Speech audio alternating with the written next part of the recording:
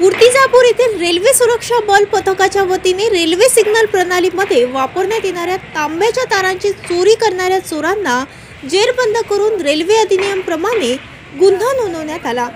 मूर्तिजापूर ते माना रेल्वे स्थानकादरम्यान असलेल्या IBS सिग्नल प्रणाली रूम मधील काही दिवसापूर्वी सिग्नल प्रणालीमध्ये वापरण्यात येत असलेले तांब्याच्या तारांची मोठ्या चोरीच्या घटना घडल्या।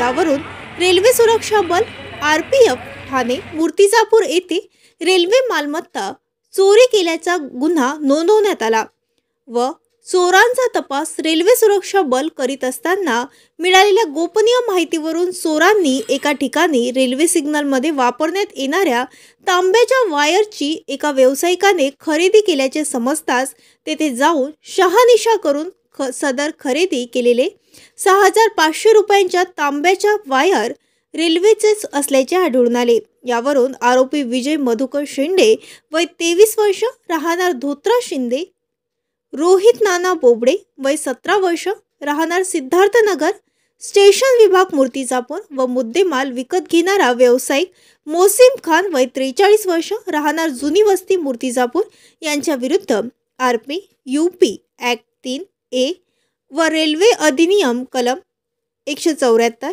147 अंतर्गत गुन्हा नोंदवून आरोपीस अटक करण्यात आली।